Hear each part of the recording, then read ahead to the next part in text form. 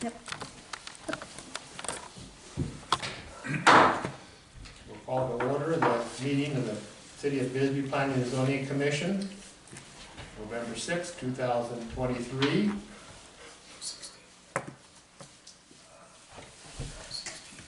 16, well, we'll read here. Call, roll call, Mike Ablin, Present. David Brown, Present. David Cobb, who's called in excused, Douglas Dunn, here, Alicia Spirity, Here.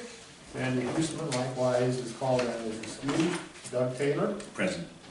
Mel Sort, on Here. council liaison.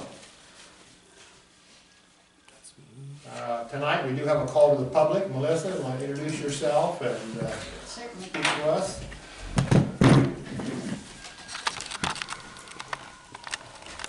I am Melissa Hartman. I am coming to speak with you with two separate hats.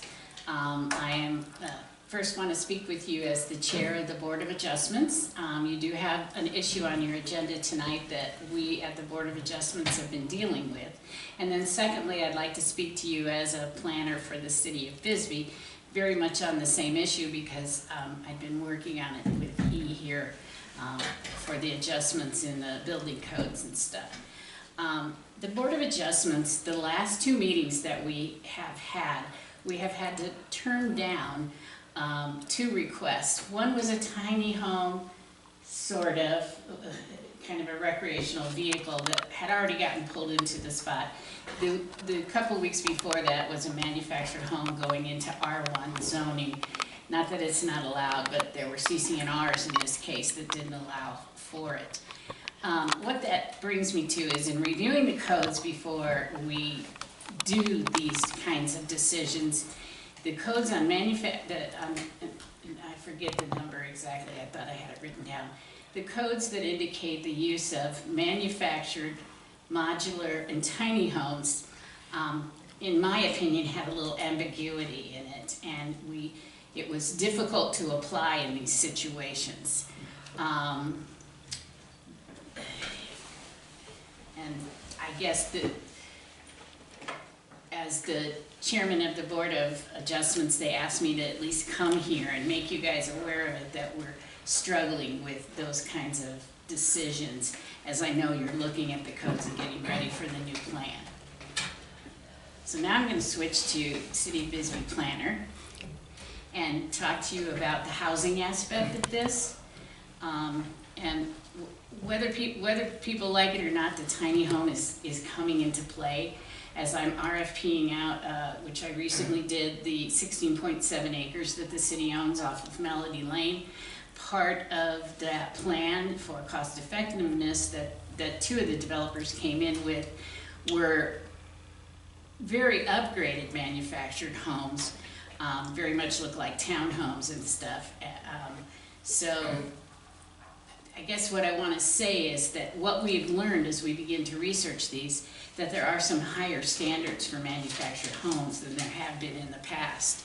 And we'd like to make sure if any changes are made that those highest standards get put into play for the modular and the manufactured homes. What we've learned on the tiny homes, I think, is that it is a chosen lifestyle. It is not the most affordable housing that you can get. I salute anybody that wants to live in 450 square feet. It will never be me. But that it's a lifestyle choice. I do know we have a concept drawing for quite a few tiny homes over off of Collins Road. It's only in concept. And so I guess I'm asking to make sure that you guys give us clarification in the codes on the manufactured homes, putting the highest standards that the industry has, the tiny homes, and there's a huge differential is what we're finding out between whether the tiny home is on a foundation or on wheels. And I'm looking to Joe to correct me anywhere he can, because we've had these discussions as Emmanuel and I have. And I'm working with Emmanuel as we've reviewed the codes. We've worked with some tiny homes corporation, looked at their other draft, what they've drafted for ordinances and stuff, just to help us with clarification. So that's what I wanted to say. I'm happy to answer any questions. That it's here and now, and at City Hall, we're dealing with it. Question, We already don't have a minimum square footage requirement, so why is a tiny home, I've listened to it, and I agree that we need all kinds of housing, and I think the modular, and some of the stuff I've seen in this packet this week, really important. Manufactured, Cavco made this thing called the Loft, which was this amazing, modern, shed roof kind of thing. Yes, yes. But why do we need, I mean, in Bisbee, we can have tiny homes. There's no square footage requirement, correct? 300. 300? Okay. And you can't have them in certain zonings, that's the problem. And they can't have wheels. Well, as long as they don't have wheels, you couldn't you? Well, Well, not if they make it a special the special circumstances, they can't be the contributor of that. Now you could apply to have your zoning changed, or like what Melissa was saying, they went for a variance. they went to a variance, but they can't do that because, the requirements for a special circumstances didn't meet because those circumstances were created by the applicant. And so you can't change the code, you can't change the zoning, and you can't change the code. But as far as it is right now, when you look at the code, there is no mention of tiny homes in any of the zoning. Only in the alternative lodging. Only in the Right. alternative Correct. lodging. That's right. And the only place that the manufactured and the mobile is at the RM and Yeah. alternative lodging parks. Right. But nowhere else does it have, you cannot have it in any other. And the one we turned down was to be located in Saginaw. Right. Well, and Which as a I matter of think fact, was a good- it was located in Saginaw. But, But 300 square feet, are these wanting to be smaller than that? I don't think so. I don't think so. his was Because as long smaller. as it's built within the code that we have, stick-built would be the simplest. Or, we can have modular now? See, the problem, what happens is, if they're site built, you can go 300, Yeah. everybody's happy. Yeah. I'd rather see that myself. Yeah, But when you got these things that are RV, yeah, no, I don't. Tiny I homes. and can't. you tow it in, and it doesn't have a foundation, Yeah. and it doesn't have skirting, it doesn't have, I And mean, they're- even and they're skirting built doesn't to- look that good. They're built to RV standards rather than. Yeah. they're just to- prettier on Correct. the And the inside. same way if it were a manufactured home and was delivered to the site. But Without modular- a tongue on it, a manufactured home wouldn't be permitted in many places, Right. but a modular home would. Okay. Now, the fine line where that changes, I'm not exactly certain, Doug. Yeah, me either, that's sort of where I fall. Yeah. So, Mike, hi, nice to see you you again. too. Manufacturing, modular, trailer, those are terms now that are now all semantics. Okay, because what people used to call a trailer, you can't call it a trailer, when it's called a modular home. Correct. The modular home still comes on wheels in some cases. There are also instances where a modular home does not come on wheels. It comes as a kit. Mhm. So I think you have to take the definition of what a real estate definition is. I think it's HUD. Excuse me? It's HUD. Housing and Urban Development. That's correct. So if you have what used to be called a mobile home or a trailer, if you took it off its wheels, or you removed the wheels, and you built a foundation, from a real estate tax perspective, it is now considered real property.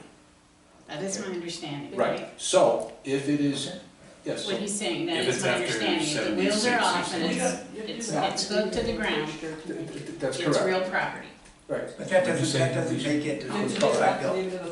Well. But you yeah, don't- you're right, it's not after site built, 70. so there's the problem Let me again. just point out, you're struggling with the identical things that we. Yeah, no, Maybe. We have It's to- interesting. We have It's to very take the blinders interesting. off and understand that you can go right now to Amazon and buy a prefab manufactured home.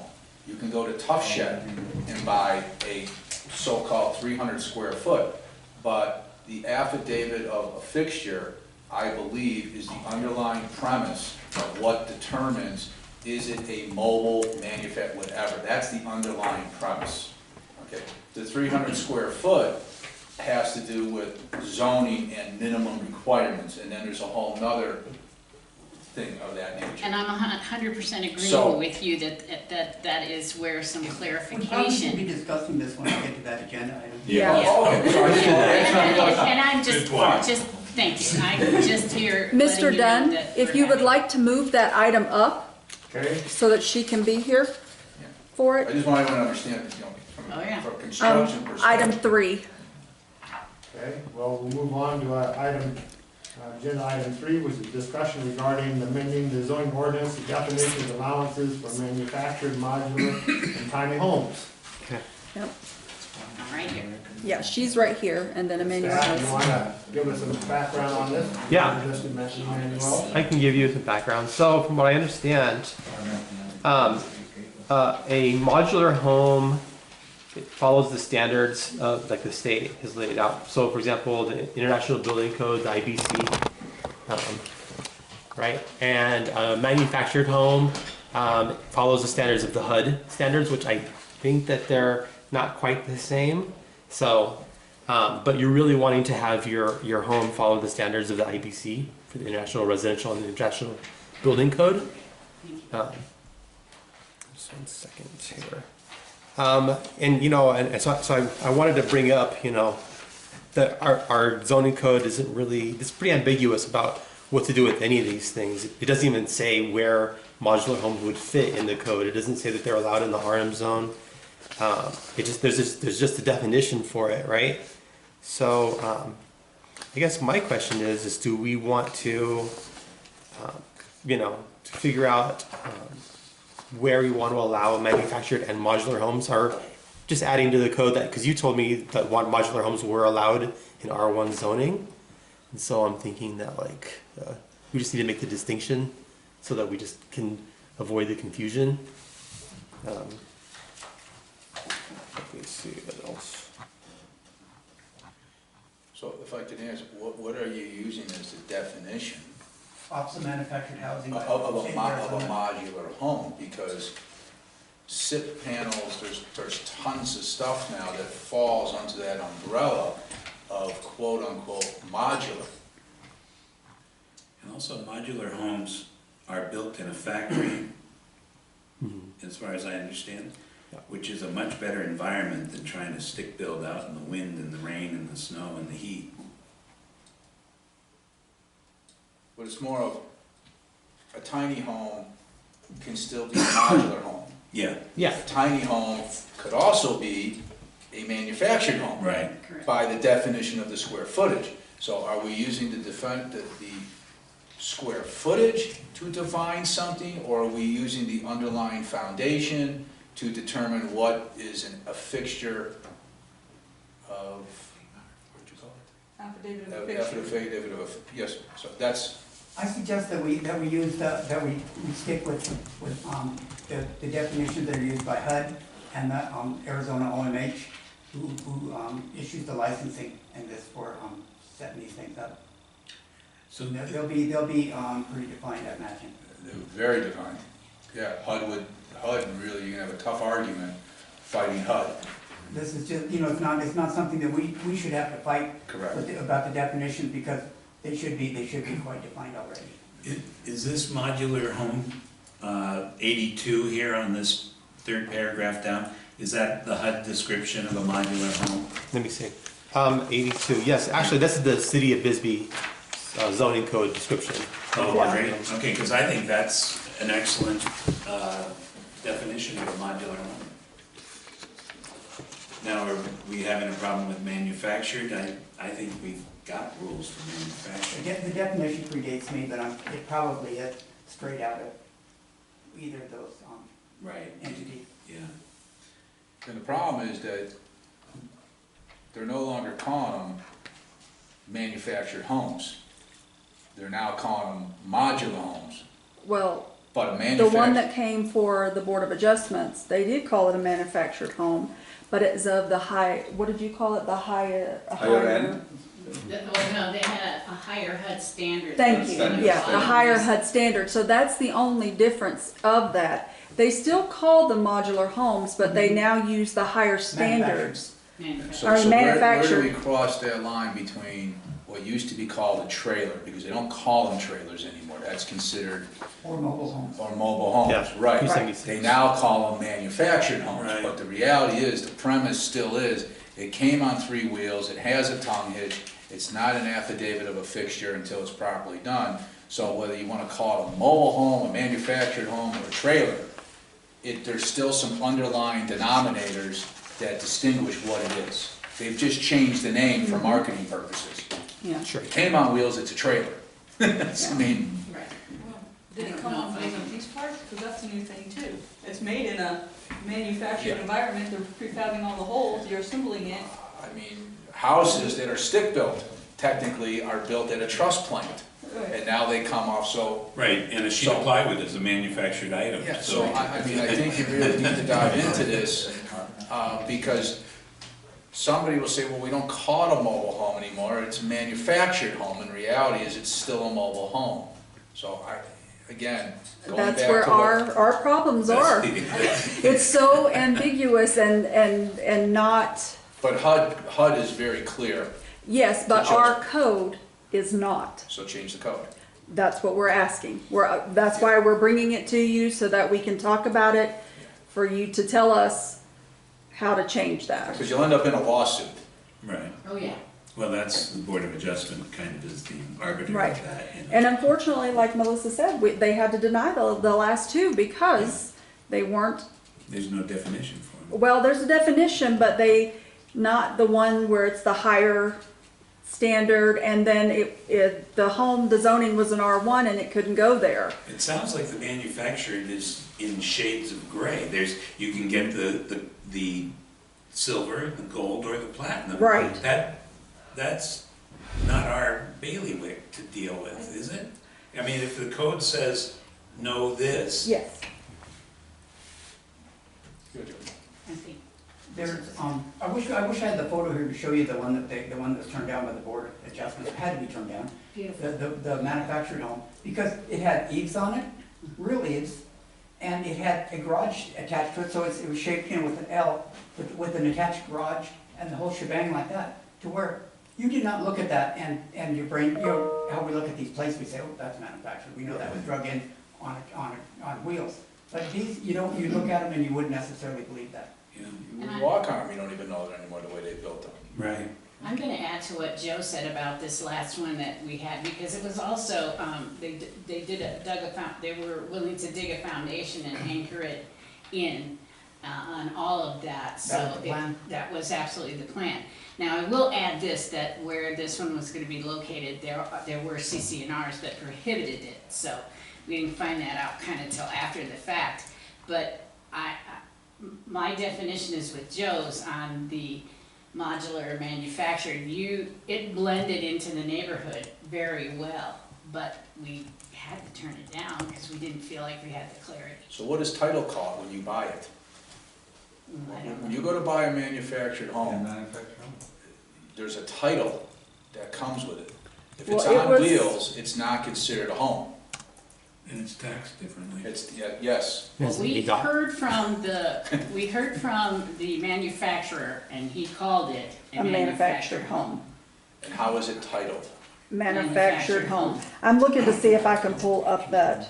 I mean, there's where you go back to the recorder's office, you go back to your tax bases, you go back to everything. But that's not we can only go by what they tell us, Who's they? what the applicant tells us. What the title company does when they buy it, that's nothing to do with us. They could use it as backup of their. Correct. Well, it could be a requirement, because a manufactured home has a serial number. Right. And so the serial number is then linked to a certain means and methods of how you title it. Yeah, it's like a VIN. And I think that's where I was going with making sure the highest standards can be applied within the codes. Define highest standards. Is that Yeah, subjective? exactly, that's Is my that question. subjective or These objective? new, the HUD standards, that, Oh, so high standards, the HUD standard. am I right, Joe? The HUD standards are what we should be going by? It sounds like HUD has different standards. Well, there's the IBC. That's Yeah, it, I'm that's- sorry, I would that's say it. IBC is the way to And I go. apologize, Yeah. he's right. Too many associates. Too many But- acronyms. But IBC probably doesn't deal with manufactured housing, Yeah, they do. do they? Yeah. They have to now, for health and safety reasons, because there's been too many instances where, I'll call them trailers, have been used for other purposes and they don't meet the basic health and safety concerns. Well, they used to have like 2x3s on 2-foot centers and things like that, you know, that was not too long So ago. here's what it would have looked Oh, yeah, it looks like a, you know, It would have actually looked like a townhome or Yeah. a better home than that. It didn't look like a manufactured home. well, I would say that if a double wide had a little bit higher roof pitch, you wouldn't know it was a double wide. It's that low roof pitch that makes it look like a trailer. The 17 acres that I'm talking Yeah. about with the developer that we just RFP'd, Right. he is, we haven't finished negotiating, let me Let me see preface it. it by that. But he is projecting that there be at one location, sort of like senior housing, that are these manufactured, anchored into the ground, higher standard manufactured homes for seniors, because he feels the cost could be less. Better than Well, most when I was in that position, Wow. we had a person who owned a railroad come in and he had like 250 cabooses. He wanted to put them over there. And it seemed like a good idea, but it would have taken a lot of jumping through hoops for him. Right, right, right. So am I clear to understand that the IDC standards have already addressed all this? That's it. May I answer? I'm sorry. I'm asking you. I mean, that's a really good question. I really, we can research that. Yeah. Because it feels like, I mean, that we sit here, are we trying to reinvent the wheel, or has someone already gone through the heavy lifting of identifying and defining these And I think categories? maybe that's a as they're direction you all currently- can give staff Right. to Yeah, do. 'cause Joe and Javi know that code better than any of us. Yes. The codes that we use are all applicable to site built. Right. That's what that's The what I was site getting at built, yeah. before with the, do they have a code for manufacturing? Manufactured or built under HUD standards, Okay, which so are also that, quite specific. yeah, but then manufactured, because it's HUD, doesn't bring it in as a IBC approved.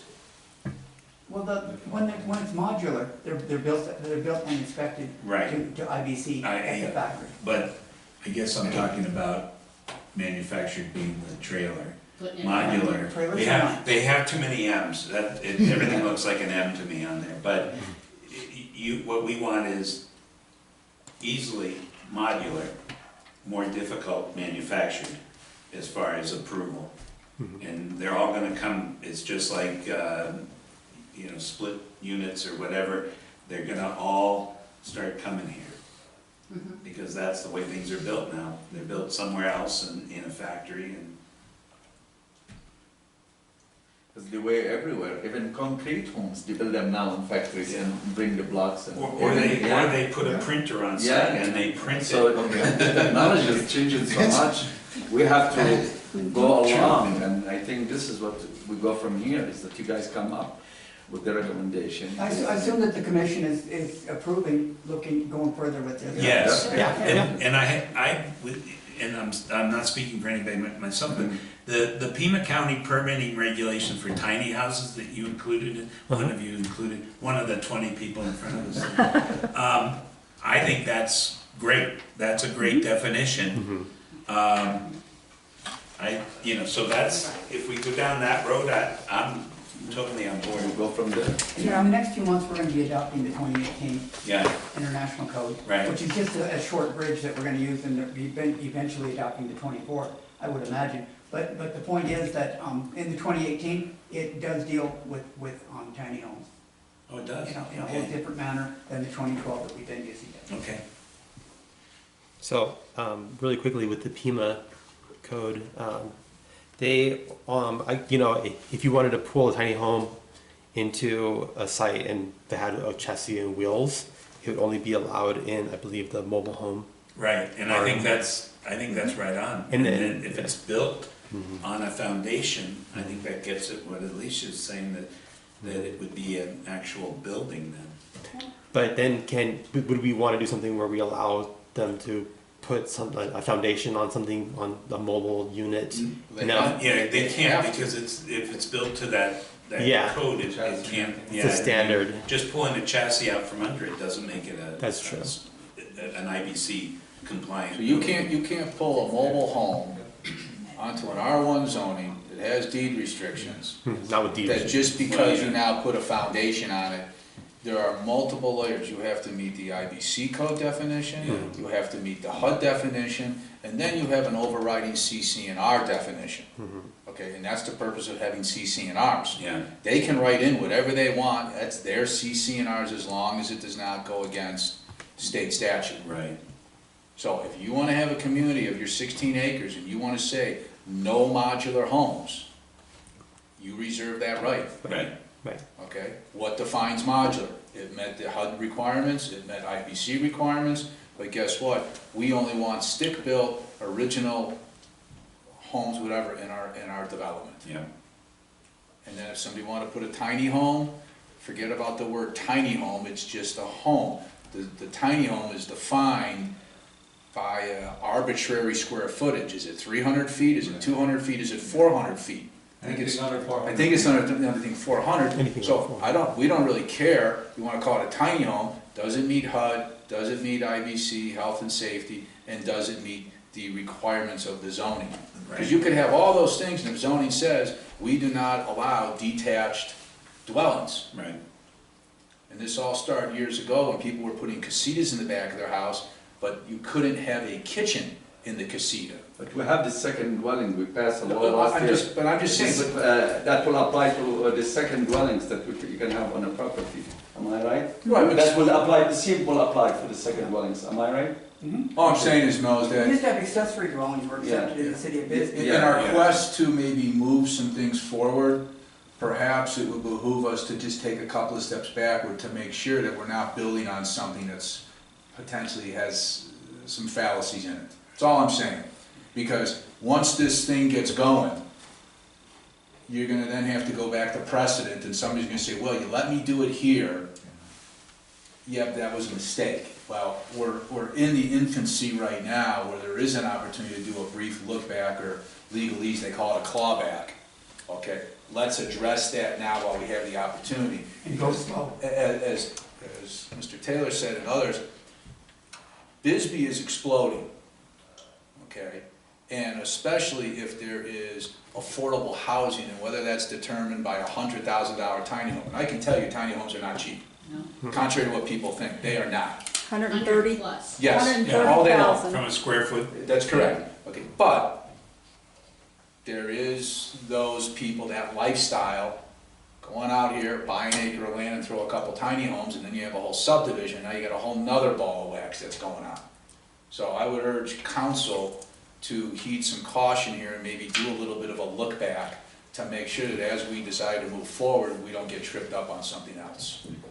one problem I think we have is that the word tiny houses maybe should be in quotes or in italics, because it's really just a cultural, Not necessarily, there's a code that defines what a tiny house is. no, I know, but people, the world thinks tiny houses are those, you know, little things that were on HGTV or something, and that's why they're saying tiny houses. When we're allowing something around 300 feet, just our knee-jerk reaction is, yes, that It's not can be affordable built. housing either, a tiny house. No, not at all, Not even close. yeah.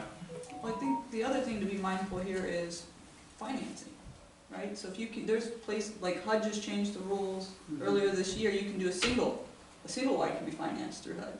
So if people bring them in, are they financeable, which ties That's probably into interesting. the HUD and the IBC, because you don't want, like, hey, I got 100,000, I'm gonna bring this thing in, now they leave, can we sell it?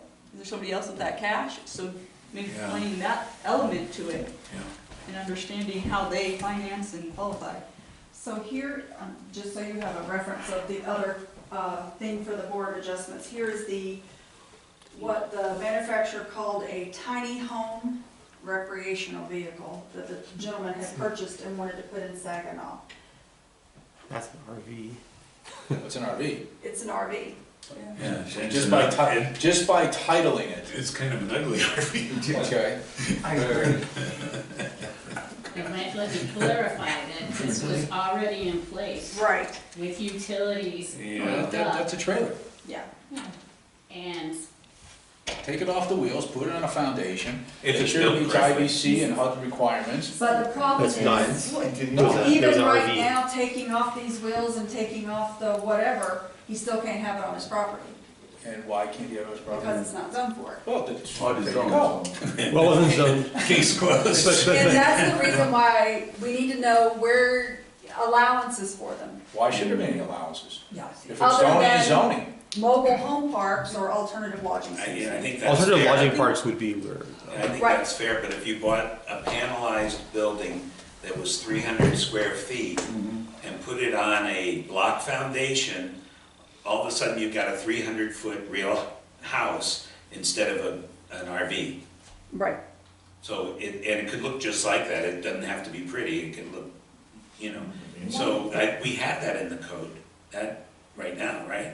Well, the challenge with that Joe brought up was that it was built to RV standards and not, Right, and so that disqualifies it, yeah. Right. for, including from the mortgage company. Yeah, You know, but you could buy it with a loan from the bank, like a vehicle, but you can't buy it like a home. And you probably can't deduct your payments and your, you know, the interest rate and all that. Yeah. You probably can't do all that.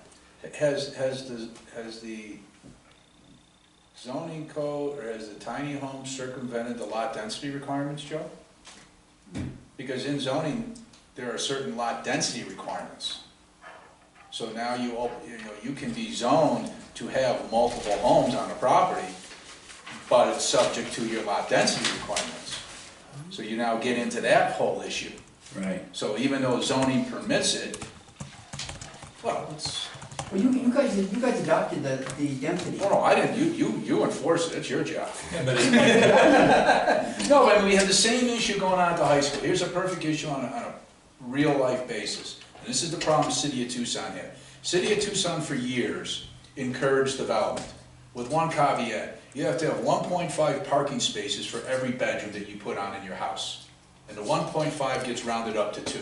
So here you have a dilapidated structure that's on a small lot that you want to expand for storage of housing, but the City of Tucson handcuffed you with the parking requirement.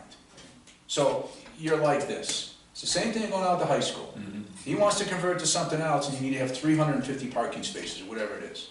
So we would have to turn to you or to the code and really, if this, then that, oh, by the way, you've got this, this, and this. I mean, that's how the code is read. It's insane, but you gotta really go through it. I think that same application needs to be applied to these circumstances.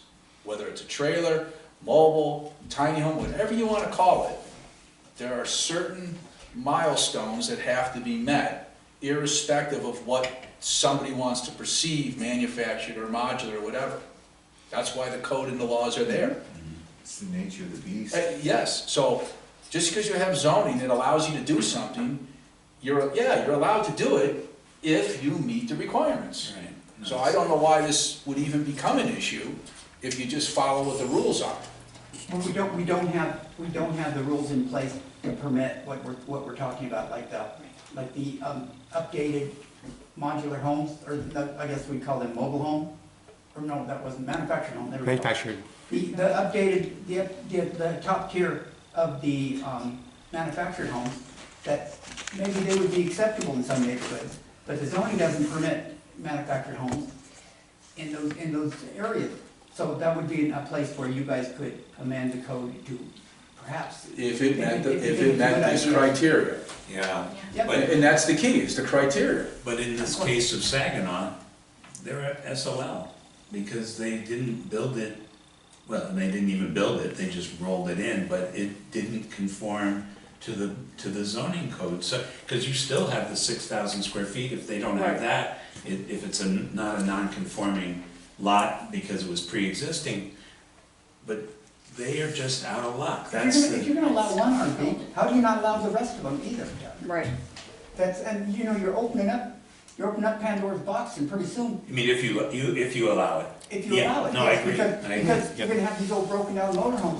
We've had this conversation. Bunch of air screens or something. Yeah. Guys, we've had this conversation meetings before, and I'm gonna go on record as saying this, if Bisbee is not careful, okay, because all the big cities are saying we've had enough, we're pushing them out of our downtowns.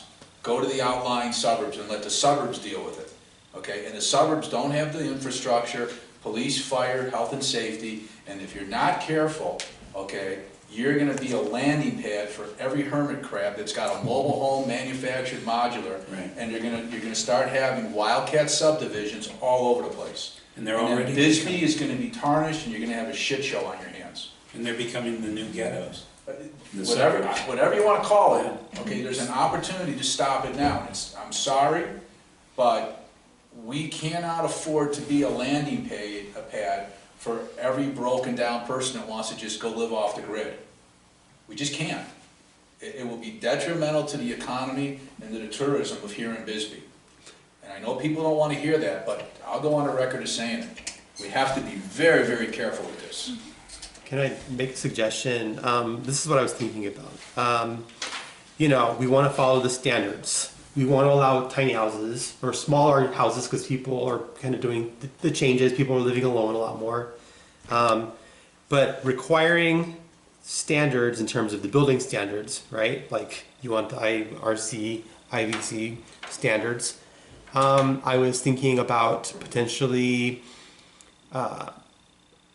things like minimum lot sizes. Our minimum building lot size is 6,000 square feet, and a lot of lots in Saginaw are around 3,900. And so I'm wondering, do each of those, if you wanted to build on those lots, you'd probably need a variance, right? Or is it? It would be non-conforming, it would be grandfathered. Oh, it'd be non-conforming use. Got it. Okay. So I was thinking like. It's important to have standards too, especially building standards. You don't want to, like you said, people pulling in their jalopy trailers or whatever, like stuff that's falling apart. I do like the idea of having more flexibility with what you can do, but not letting it be a free for all, and that requires the better standards. And it's really weird because I've done a lot of looking at smaller home manufacturers, and they're all very ambiguous because they're like, yeah, buy it, it's great, you'll love it, and you're like, okay, but you're not really saying anything about your building standards, or you might have some certification that really isn't, up to the standards that we want to have.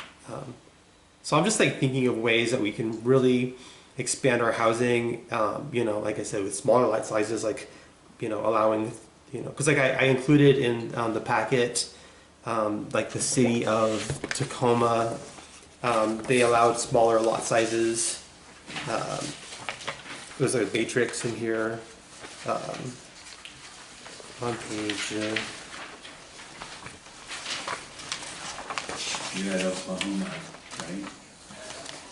Well, that's the parking one, but that's also kind of plays into this too, because I was also doing some research on parking because we were talking about our parking. Oh yes, this is towards the very back. Parcel percentage for lot coverage.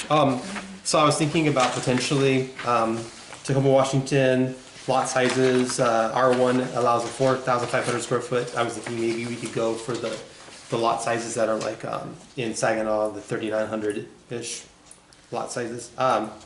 And also in the R zone, there is 70% maximum lot coverage. So if we have smaller lots, you can allow for 70%, with setbacks to allow for safety and, fire hazard safety and stuff. And also like, issues with the neighbors. But anyway, so that's my idea. Just, The comment to that is you have to be very careful. yeah.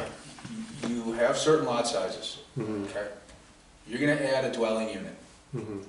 You're going to put an additional strain on our existing utilities, Mm-hmm. okay? there are reasons why lot sizes and zoning are put in place. Right. We already have an aging infrastructure system that is already maxed the capacity. You start allowing to change zoning requirements for smaller size lots to add additional structures to those lots, you are inherently increasing the strain on our existing utilities. Okay, and you have to be cognizant of that. So it doesn't matter if it's 1 bedroom or 5 bedrooms, it doesn't matter if it's a 7,500 square foot lot or 15,000 square foot lot, the fact that you're now putting another structure is adding additional strain, okay, to that system that is already at its max. And I don't want this board or any other board to lose sight of that. It's not just, fine, we're gonna make an exception. What are all, you have to really look around corners. You have to, yes, Joe? These empty lots around town used to have houses on, keep that in mind too, that that infrastructure was Great. included, that the properties were going to be. And even when the sewers were put in, like in Tin Town, the empty lots were included in those calculations. And the sewer plant that we have is vastly larger than we need, so that's not. It's underutilized actually. Fine, if that's the case. And this is the problem, I mean, now we're going the other way. Basically, we need housing, and now we're gonna make all the stringent, what you're recommending here, that's not, I mean, this is my view. Like Joe was saying, there's a lot of homes that were burned. I mean, my wife was born here and raised here, and she can tell you there's 100, like what he was saying. So we can go now saying, we're gonna make it so difficult to, let's have this standard, let's have the requirements, but let's not make it so difficult, because there's a lot of people that want to move here, that works here, and they need homes, so. Yeah, it's balanced. We can just go all, extreme here. We have to find. Remember, we're not Tucson, we're not Phoenix, and we do need some housing, so I don't want this board to be overwhelmed by this stringent, this is my view, as I'm just contributing here.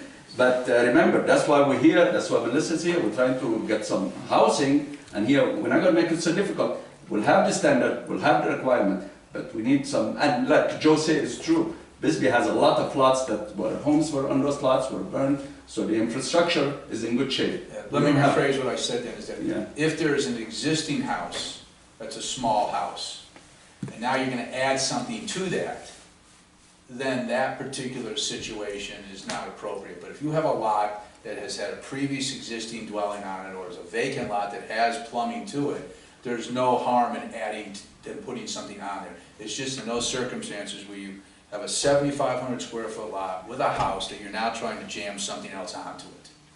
That impact is going to filter through. Well, we Just already have have to be cognizant ADUs of it. approved though. Yeah. I mean, Yeah. you can jam something more on We there. passed a law last year. Yeah, we have because of ADUs, this but situation. But we have guidelines for Yes. those. Right, and there's a lot Of- coverage of right. 70%, so, but that's still, on a 3,000 square foot, that would give you over 2,000 square feet of building space, so what, that's pretty generous. So what about just an overlay? Oh, boy. You go around Bisbee, you go, like, I live next one, right? Manufactured home, I've seen duplexes and our zoning and what's reality is Right. way far apart. The So- intention was there, but it didn't get there. And then you got grandfathered, oh, we don't have the records, Yeah, right? yeah, that's, So- the city hall burned down. How convenient. Oh my goodness. So, but an overlay would at least give us, okay, zoning, yes, we know the rules, it gets a little weird, it's hard for adjustment to be able to make decisions, but if we had an overlay, we at least can control where these tiny spread to. That's right, and that's one of the things, and allowances, where you would allow them to be, is one of the things that was one of the things for this item was, we needed definitions and then allowances for them, so, like the requirements. Not just that it says manufactured home, but the requirements that we hit and then where it will be allowed. Now, none of this, take out Old Bisbee, because none of that can happen in Old Bisbee. This would only be for Ward 2 and Ward 3, so there would have to be a determination where they would be allowed in those areas. Which are areas that need housing. Correct. Yeah. Well, I think we task Emmanuel with this. He's got a lot of tasks. Yeah, this is a task. Do we have a GIS person? So we have That would be- GIS. That's speaking. So you can make some pretty nice GIS, Esri. Well, I need to get through the city, an Esri account. I've been meaning to ask about that, because we need that for the general plan too. Okay. Yeah, well, we just use Using the, the county. we use the counties for the Oh. GIS. Okay. But we are in the process, and it may help with this. Mhm. We are in the process of getting, it's called Gridix. It's a municipal map. I agree with that. And so we are in the process, we've delivered all our deliverables, that we're waiting on them. But what they're doing is they are doing the zoning. When you go to this map and when it's available to the public, as soon as we've learned it and everything's been implemented, it'll be available to the public, and then maybe you could use that. But it will give the minimum lot size, the lot coverage. It will have, they're building all of that from our code into that. And when you go onto the property, it tells you what it's zoned, what's allowable, and then it breaks the things down that we have defined. So we could look at those, and overlay it on that map maybe, Yeah, and see. because that's sad that person put effectively a mobile home on a piece of property thinking that was okay. It's a sad story, but it's not unlike what happens in the historic district. Correct. Which is an overlay district that, you know, people come here and they think because the realtor didn't tell them or someone didn't tell them, and they think they can put a second floor on the house or whatever. Maybe just out of some whim that I have. I know, never heard of such a thing. Never heard of such a thing. Yeah, that is exactly, Doug, what happened in this case, and you and I have been on these committees for a long time, and often the realtor has not given out the right information to that And buyer. often do, I want, because we have a realtor here that I do not want to diss, No, because I'm but sure that, this comes up to us. The Yeah. proper response to that is, here is your documentation to do your due diligence. I recommend you call and Yeah. inquiry on your plan. People buy swampland in Florida all the time. They're doing it for many, many Buy years. Bermuda too? Okay, so, you know, Oceanfront. Have some? Wow. Desert plan. beautiful Buy your photo tree. views. Okay, so you guys wanna proceed, I guess? Yes, I guess So- where we're at, you're gonna proceed. Others got one more Can I make one final Yes. comment, and Yes. then I'll get out of your hair? First off, I'd like to thank you all for backing up our confusion. and adding to it. No, I felt like it was a really good discussion, and I feel like the Board of Adjustments was clearly going in the right direction, so I appreciate that. The other thing I wanted to say from the housing perspective, and as a person in the last year and a half, and for a long time before I worked in Bisbee done housing, just for information, especially in the rural areas, delivering a stick-built house is the most expensive. And that it is the alternatives that we need to take a close look at. I agree.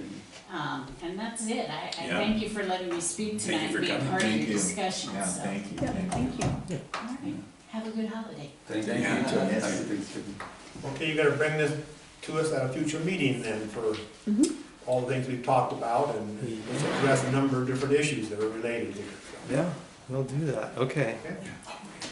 I mean, you could even put something together that you think is something that we've sort of talked about So we here. can proceed from And there. Yeah. then we can, you know, Yeah, I mean- highlight it or scratch it out, whatever. I Yeah. feel like it'll be a couple more discussions before Oh, we yeah, get it all. yes. I mean, this was ironed out. really me just kind of getting a feel for what you say, yes or Yeah. no or maybe. So, I mean, that's why the agenda packet, I really just put a lot of information. Yes, it was great. Okay.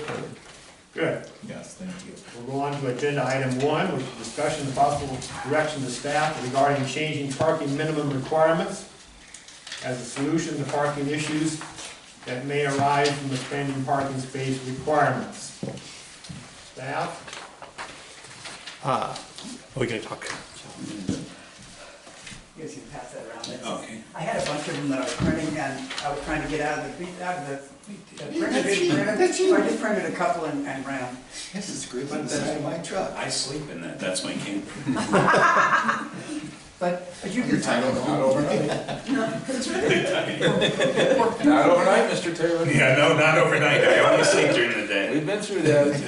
For future use, I think an extra 6 inches would be just really nice, because I'd give us 12 inches between the vehicle and get your car doors open. Yeah. You see that little truck that I drive for the city, is a Sierra, it's not even a full-size Right. truck, but it gets, it's not so small either. But it's just, you can see that 8 foot is just ridiculously tight. And I know we don't have room for a lot of really wide spaces. I've been measuring parking spaces, and I see them 9 foot, 9'6", sometimes even 10 foot. And they're really nice, these places, out in Sierra Vista and such. And some of the complexes in Tucson, I measured them at 10 foot. But we just don't have the ability to do that, and that's the fact. And it'd be wrong for us to try to force that. But I Right. think an extra 6 inches would be really helpful. Well, I was thinking we could grandfather the pre-existing. Yeah. And just make new rules, and that anybody who had a parking spot pre-existing, even if they ended up restriping their parking lot, they could stay with what we have now, which makes the Busy Bee really unfortunate, but that was when I read your stuff, it was very good, or whoever's, it was Emmanuel's stuff, it looked great, I just think we should grandfather the existing and never go back and torture them. I agree with that, except for those places that have 7 foot. I know, and that's parking. probably That doesn't meet the existing rules. So they are in violation then, that they have to go? Right, so if it doesn't meet Yeah. the historic rules, and if the rules weren't 7 foot in 1940 when that was last striped, then I think they have to come up to the code, not necessarily the new code. I don't think that anybody should, new parking should, new building, new residential should have to have the same, new commercials should have to have the new There was a code. lawsuit over 10 years ago, we'll say maybe 15 years ago, that established that this one building had to have, like, we'll say 47, I'll just say, as public parking spaces associated with it. So to get, and then to get those numbers that they were required, then they taped them out at 7 foot between them. Well, nobody even follows those anymore. But by the time we had a zoning code that established the width of our parking spaces when that went through the courts and was established that they had to have that many spaces. So they're fidgeting on them right now, and we really need, that's something. That should be fixed. That should be That's not fixed, really a grandfather, that was But somebody that's got not away really with what we're something. here to Yeah. talk about, but I'm just saying that there's some places that they shouldn't be grandfathered. Yeah, I agree with that. So it is consensus, you're gonna bring us an ordinance then that will expand for future, development.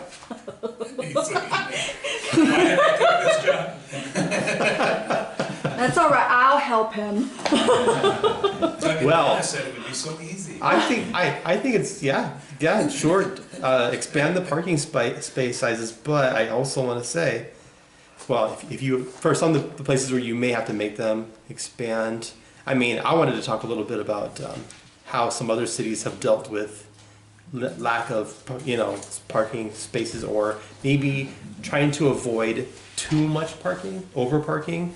I was thinking like in historic Bisbee, we had district permanent exception for parking in Old Bisbee. Also, if we wanted to, if there were some spaces that had limited amount of lot space, but we needed to expand, we could change the wording of our code from space requirements to parking recommendations. Wickenburg, Arizona has relaxed and reduced their parking requirements. And their I believe their requirements are one space for 400 square foot of ground floor area of commercial, as opposed to Bisbee's. And then Fayetteville, Arkansas has no minimum parking requirement and actually has a parking maximum. But it's all based on context, and you kind of have to like hash it out, I think, like meetings like this. So anyway, that's just my approach, just based on precedents of other cities in the United States. If we were to do some expanding of parking spaces, and we were going to make people, require their parking spaces to be larger, but that would cut into amount of spaces, so. Yeah, it's sort of a balance. Yeah, I think that, you know, we're not proposing going through and correcting everything in the past, but Yeah. I'm up for moving from, So still grandfather, but those that don't meet the current You code have to come with it. have to come up to it. right. Okay. When they redo it or something, Right. not make them, No, what I'm saying is that they will have to, if they're going to redo there, is what you're saying, right? What's Can the we- definition of redo? Just painting? repaving, Repaving. repainting. They have to lay. Whenever they're actually laying out the parking spaces, I think that'd be. But the So, city has yeah, continued and to would create that- additional parking spaces, so I mean, they've been working on that, so I mean, that's, you know, there's parking spaces out there on Tombstone Canyon and so forth that did not exist before, so Yeah. that's good. And also, I was just walking with Logan, you know, I was walking Busy Bee, which is my biggest concern, Yeah, and now I'm looking at, I think that if we just made a simple little change, that the real bottleneck is at the U, as yeah, you pull in there, and then if we eliminate 2 parking spaces right at that, quote, that U, then that would allow cars to pass through there much, well, easier, and that all of a sudden it's very narrow at that U. I often have to back out of there because there's a full-size truck with Right. a long bed or something that sticks so far into the road that I can't even fit down. yeah, yeah. So anyway, I think that, you know, little solutions like that can be looked at and remedy that, and that would be simple, to just eliminate 2 parking spaces right there at that U, and so there wouldn't be somebody parking there that would interfere with making the loop around, so. But that would only happen if they decide to resurface or repaint or, We can go in there anytime, Well, right? that one's a city parking lot. Yeah, that's city. okay, that's city, so. Right. But you did better than I, because I was looking at it and I thought we'd have to eliminate the 6 middle parking spots. And so 2 is really good compared to 6. Well, actually, it was wider in there than what I thought it was until right at that U. Yeah, that's a and horrible- Yeah. That's where the problem is, and if we just eliminate 2 parking spaces right there, that I think that would remedy it, at least give it a try. Okay, well, that'll bring it back to us then with, and continue working on parking. I was amused with the word right size in quote. What in the world does the word right size mean? Right size parking means essentially that there's parking for the use of the building. So you're essentially having the amount of spaces that is most likely to be used in that building instead of having parking for like a completely packed house, you know, all for the whole period of time. There's code on all that, what kind of parking you have to have based upon the occupancy of the structure. Yeah. I did a lot of shopping center designs in another life, and the cities that I would present to were aiming at Black Friday. Yeah, that's Black And Friday's the that's- standard. Their requirements were so that they didn't have any hassles on Black Friday. Well, that's a 1 day in the year. Yeah. The rest of the time, it looks like a wasteland. Pretty much. I mean, I lived in Tucson. It's, Yeah, well, there's some, yeah. Move on to agenda item 2, which is discussion regarding amending the zoning code to explicitly prohibit the placing of signs, cones that mislead the public into viewing public street parking as private. yeah. And again, you provided background information to us, and it seems like, you know, our ordinance now covers this, but I think that staff is wanting something more specific, which you provided to us here. Yes. Yeah.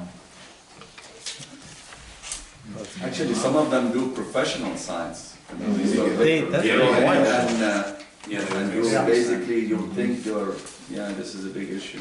Quality Hill area, we had a lot of complaints about, there's an Airbnb, and they put up no parking signs on their fence to try to discourage people from parking on the street, as they're legally it's legally permissible for everybody. It's not reserved for the people that own the property that's adjacent to it. And so we wind up with a lot of those kind of situations. There's other places where people have signs up. So one day I parked my truck, the city truck, in front of a guy's house, and he had a sign that said that you weren't allowed to park there. And he came out when I came back, and he was very irate. I said, you can't stop anybody from parking. But we've got a number of those signs that happen.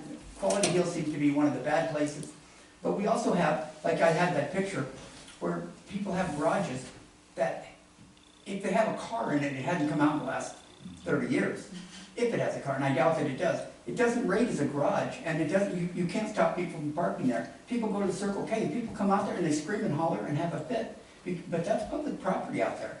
Yeah. And it's not, you're not blocking a garage by parking there, because nobody's parked in those garages. And there's a lot of those instances in town where, people wind up with private parking out of public parking. And, it belongs to all of us, and it'd be nice if we could all use it. After our last meeting, I looked at the Castle Rock parking that you were talking about. There's like cars being worked on, you know, stripped down, trailer, all kinds of stuff on the city parking. It's Trish's house. Oh. No, I'm just saying, she parks her teardrop trailer there, and her son-in-law How are you gonna enforce is this? doing work on his pickup truck. Well, it's- So we're gonna have a variance based on, we know the person? No, I'm just saying, I agree, I'm just calling it out, I mean, it is what it is. Well, I Yeah, know a lot of people who are question breaking is the how do law, we doesn't mean enforce it's this? okay. This is a big issue. Oh, no, it's not And okay. some people are put sign that says private, some people have gone as far as putting a handicap sign.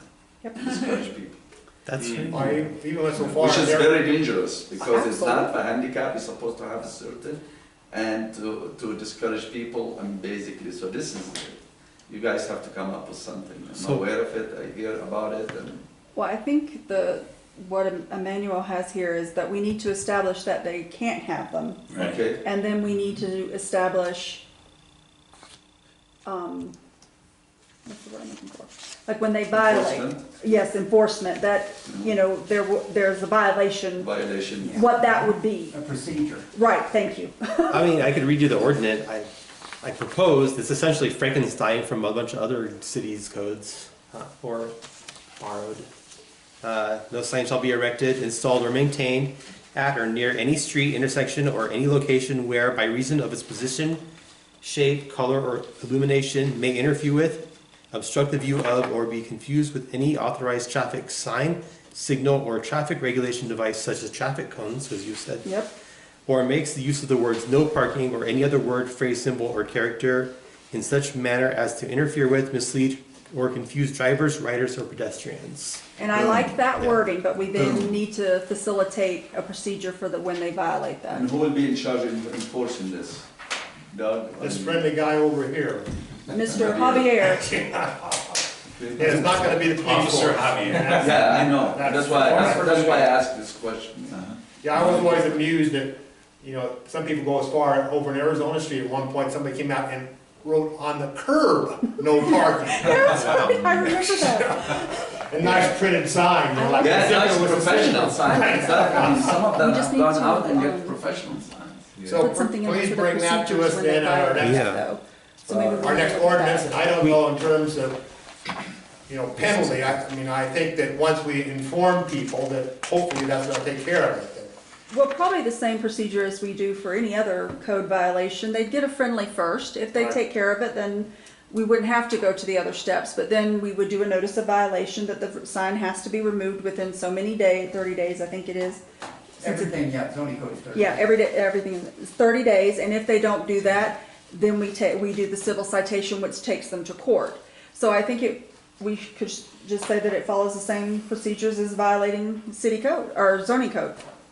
I like the proposed ordinance versus the alternative ordinance. I do too, I like the I think proposed. that's more effective. Sure. The other thing, though, that I'm gonna say is what I've said so many times in these meetings, is that we don't have the enforcement for it. So Joe and Javi are already flat out. But it would be great to have the thing in case, Yes. Well, right now, we can't do anything. right? And when people complain, we've got to respond to their complaint. Like, we've got to go out there and take pictures and ask people to not do it, and it'd be nice to have some TV. But you cannot enforce it. Complaint thing. It's It not gives enforced. them- Right, there's no. Right, there's enforcement, nothing, there's so no we can't violation. enforce it. Yes, come on, let's be civil. Okay, very good.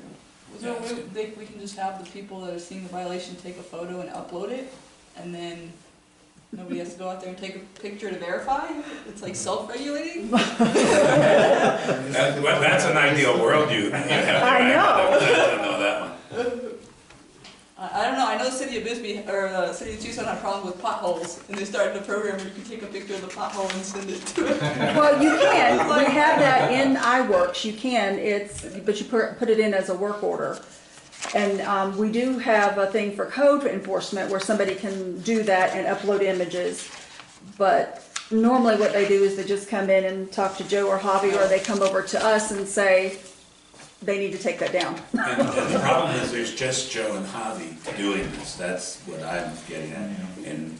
But I will say, Joe and Javi does help, we do help them a lot. We don't go out there, but we do They take You're a lot of- do the other administrative process No, so I know. that they don't have to focus on that part. They can just go out to the property You take signs down. and, right. Just print out some stickers and just slap them on there. With that, Well, it's certainly easier to regulate than chickens, I guess. Absolutely. Frankly, so, I mean, absolutely. Yeah. Well, that just, let me just say, that brings up an interesting question, circling back about the tiny homes. What are the parking ramifications of a tiny home? People live in tiny homes don't have cars. except for when they used to haul it. Or when they used to haul it, as he said. Does that not fall into, if you're adding an additional dwelling unit, so now don't you need an additional parking space? Sure. And that's an interesting concept, because a lot of this no parking is a result of too many cars per one house, right? Or people have a car that's not plated and they're working on, or it's their haul truck or whatever. But they live in a house that affords one car, maybe they have 3 or 4. So we don't have any rules around car parks per residential. I don't know if we're allowed to do that, but we Yeah. don't. Because now we're getting into people's, Yeah. what they can, what they can't, it's not frustrating. Are you allowed to work, like, I don't know, I come from the city. I don't know. Are you allowed to work on your car in the right of way? You are not. No. We have an ordinance against that? That's standard. That's in city code, not in Or zoning. in public parking spots? You cannot, Mhm. It's in the city work on your code. car in a Yeah. public parking spot, no. Can, If you see it, let us know. yeah. Well, I'm just thinking, like, it's the root cause of the problem, right? It is. Yeah. Cars. If you only had a place for a buggy, that'd be Yeah, I see a lot of those places for buggy. Okay, I think we're ready to bring an ordinance for our next meeting. I think that's ready. Yeah. Okay. And that, it's hot when you're ready, like that. When I'm ready, so we're saying yes, next meeting. Yeah, I Yes, think, that's I me. think this should be, yeah, hot burner. If you mean present it as to And we'll vote on it. vote on, okay, Yeah. got it. You know, we got a public hearing, so. Yeah. Okay. So it may not be the next meeting because it has to be a certain time frame for a public hearing. And with the holidays coming up, I may not meet the requirements for that, so it may be the January meeting. But I will make sure that those requirements are met. But actually, our ordinance is clear now, and you certainly can enforce that now, and you are, so. iWorks. iWorks.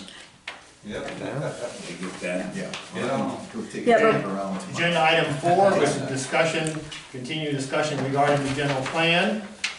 And you identified some bullets here that we need to eventually clarify, discuss community stakeholders, timeline for the general plan, affordable housing is one of the issues, defining terms in the general plan. What do we want to do tonight? So at the last meeting, each one of you were to come back with at least 3 stakeholders that you would like to invite to these meetings when we discuss the general plan. And so, Mr. Brown, I don't think you were at the last meeting. Unfortunately, I was not. All right, Mr. Taylor, do you have 3? Yes, and they represent 3 districts, San Jose, Warren, and Old Bisbee. And my first one is Juanetta Hill. And then Heather Redden for Warren, and Karen Schumacher for Old Bisbee. How do you do Heather's, Redden. Is that what you mean? and then Karen Schumacher? Yeah.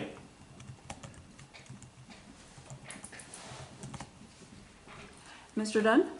Well, Alicia, you have, Oh, Alicia, do you have? I don't know a lot of people. The woman that was here? Yes, we have her, Today? yes, we have her on our list, yeah. Definitely. Okay. I wasn't here last week. Okay. Well, what I did, I listed issues, which all of them have, in essence, stakeholders associated with them, and so, Okay. and this is kind of a long list, but in terms of, some of the issues are already addressed in our general plan, and others, I think, but anyway, dark skies, we've already kind of dealt with that, but there's certainly, that's a continuing issue here. The Warren Historic District has a number of stakeholders involved with that as we hopefully go on to the National Register of Historic Places, get that designation, and then discussion will be on whether we want to design a review board for Warren. So I mean, Right. those are going to be stakeholders in Warren, definitely.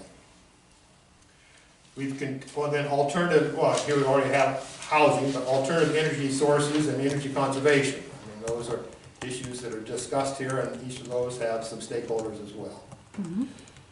Streetlights. Parking, we've already done. Bike paths, we've discussed that. I think there's an interest in preservation of historic mine structures.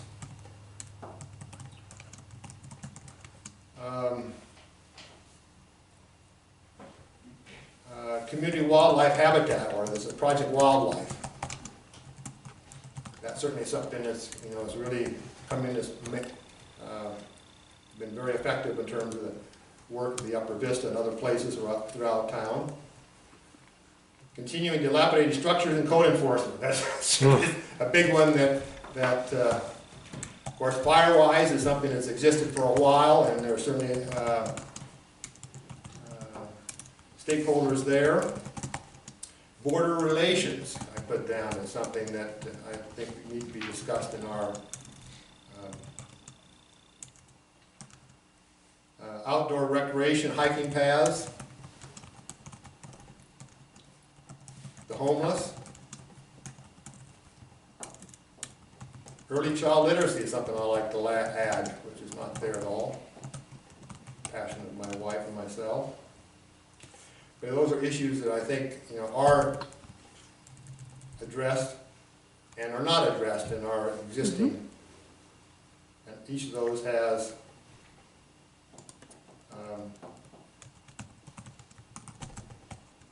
individuals who are particularly interested in them.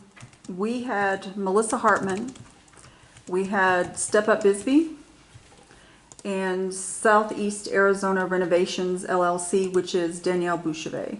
For both of those? Well, I would figure somebody from Step Up Naco Bisbee, and then somebody from, Like Grady or something? yeah, and then somebody from Southeast, which would probably be Danielle, is who we I decided. think that's a good one. But certainly to identify what are some of these issues we want to address, particularly new issues, then for sure there are then stakeholders in each of those areas, so. Okay. Alrighty. Have anything further? For the stakeholders, no. And in the packet, Emmanuel provided you with a timeline to go over. We did, I didn't get that. It should have The last been the page. last pages.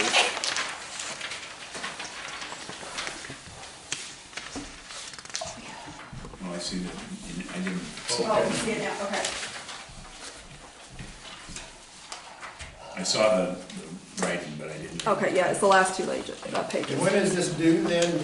We have, it's not due until 2025, but as long as we get started and we start doing the meetings and getting what we want defined, not defined, but put goals, thank you. We had a meeting, I think Alicia, you mentioned it. Are we better off piggybacking on Cochise County? Or are we independent? We are independent from Cochise County. We are the city of Bisbee. And I think you Now, had what made a we- recommendation. Yeah, That- but Emmanuel worked with the city of Tucson on their general plan. And so that's how he came with the timeline to get started and all of these things, because he has a lot of experience of that. That's great. So, Cochise, we're all facing the same challenges, right? Right. Affordability, economics, better internet, right? So do we have representatives? Do we have like a SEGO? Are we part of the we just in our own little island? Well, we have representatives that go to certain items, yeah, like like Melissa is the liaison, I would say, for SEGO. Yeah. Um, and then for the county, you know, that would be the city manager would talk to the county, what's it called? Planner. Supervisor. Supervisor, thank you. And they do that regularly. Right, and they do that regular. So we are in contact, but Bisbee isn't the whole of Cochise County, so we have to focus on what Bisbee needs.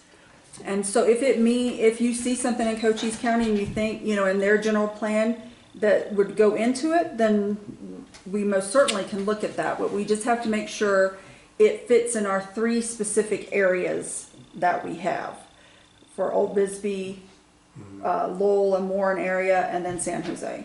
Maybe a good recommendation would be Mark Appel, because he works for the Oh, yes, county. and Mark Appel, sorry, I couldn't think of. Oh, did you have it Yes. on there? Okay. Yeah, he We was- did he have was- Mark Appel. Yes, we have Marco He Polo. was Yes. certainly very much the kingpin in terms of passing the ordinance we have now. Right. Yeah, and if it's not him, I think he told told me the last time I spoke to him, there was somebody else in the office Oh, that could don't let help. him get out of that. Well, you know, he did it all by himself last time.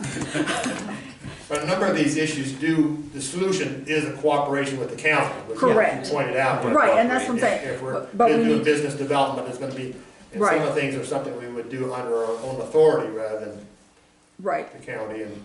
Yeah. Well, that was my point, is that if we piggyback onto some existing things that are already with Cochise County, we'll have a much better, I think that's what you alluded to, we have a much better opportunity of garnishing some of those things rather than we right. do it independently. We just have to put them in, we'd have to fit them to Bisbee. Yeah, well, I was thinking, you know, like we have to just, because we, you know, have to do it every 10 years, state law or whatever. And so I'm just thinking about the specifics for our community, you know. I hate to open this door, but I'm going to. Doug had mentioned the historic mining, Mhm.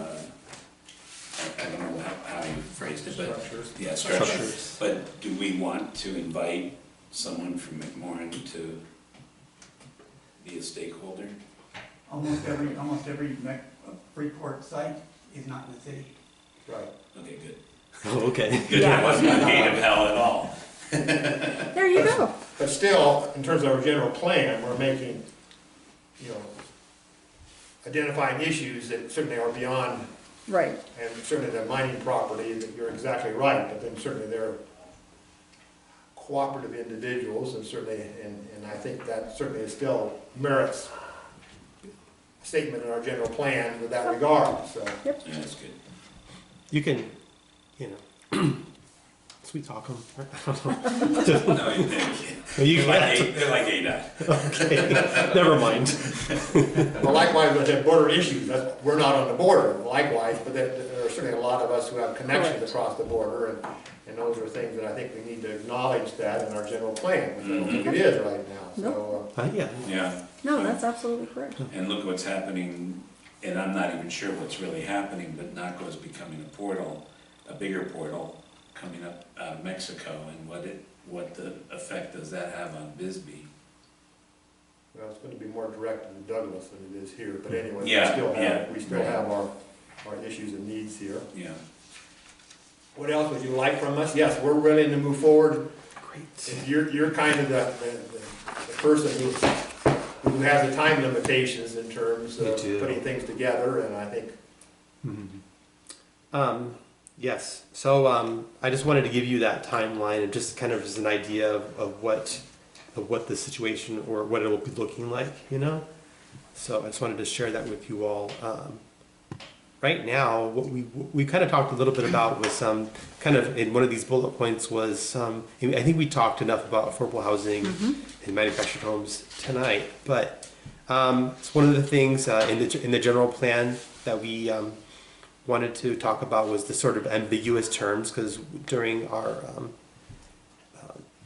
we you know when we had our sorry, what am I trying to say? Well, anyway, in the plan there's the terminology housing products, housing types, housing diversity, alternate forms of housing, and housing density, and that sort of is what led to kind of our challenges,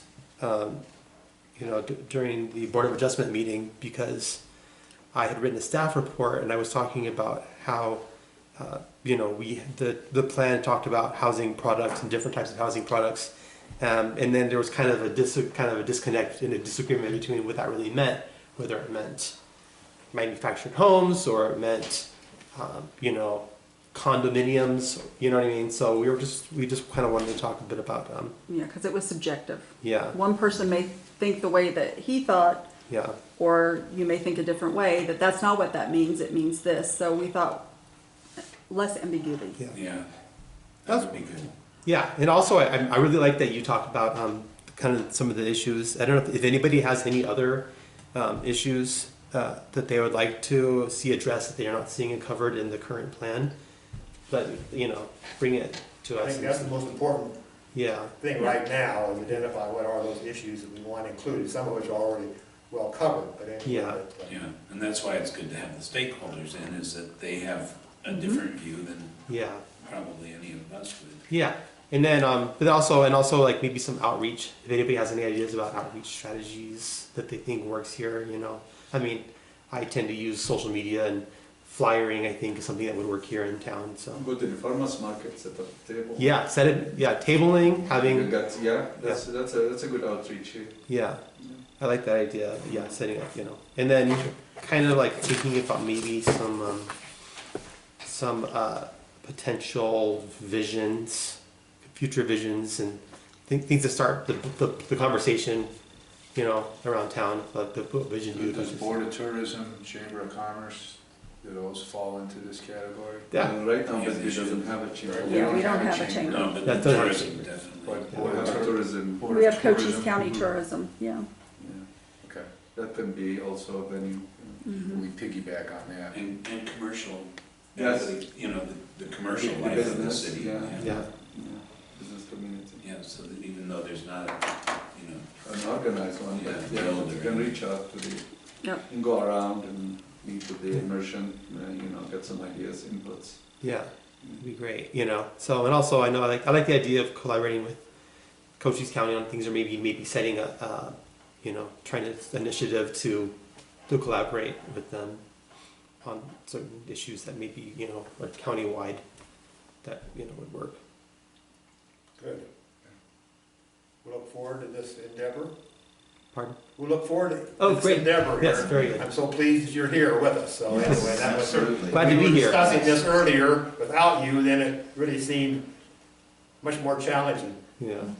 At least you would have a lot more work to do, but now, I mean, really, it's really about, a lot of it is I went through the general plan, and I went through the matrix of the policies, and what I'm gonna do probably is I'm probably gonna go through them all again and think about, but then also addressing new things that weren't in the former plan that are emerging issues, and then also looking at older policies and thinking about how they could possibly be updated to reflect our current needs and scenarios that we're dealing with. And so wonderful. I think we have a good head start because we're still looking at a year, and that'll Mhm. come up quicker than we think. Yeah. But that, if we just keep on it, it should happen. yeah, Indeed. Okay,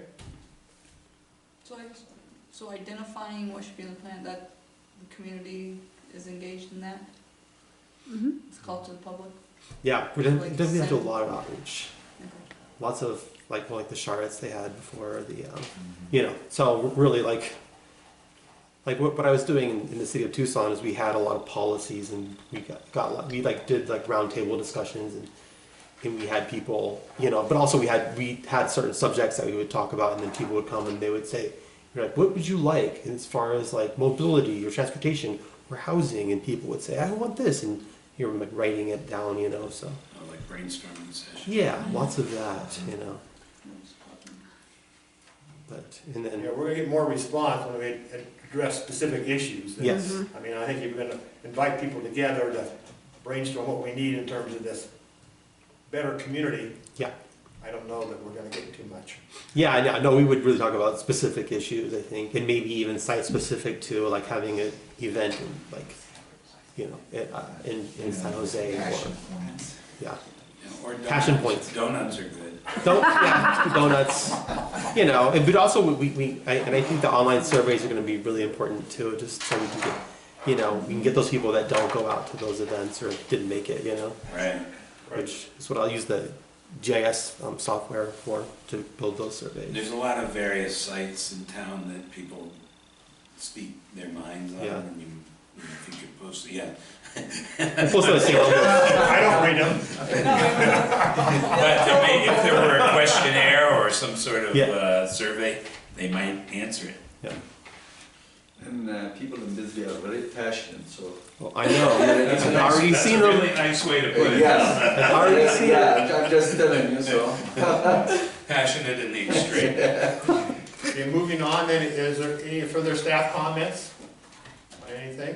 How about commissioner comments in terms of future?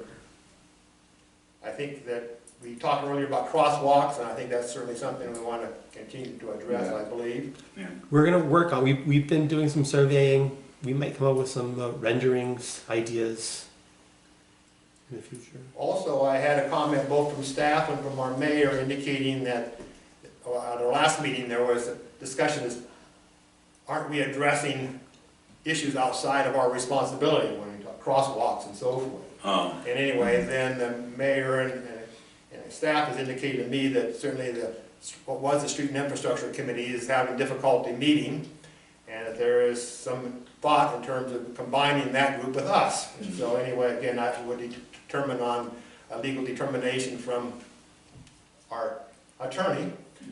But anyway, that is certainly something that's been mentioned to me by the mayor and as well as staff in terms of something that might happen here. And we were already kind of venturing into that area anyway, so. Anything else? Well, happy holiday then. Happy holiday. John? Eat up. Do we have a motion to adjourn? We have a motion to adjourn. Second.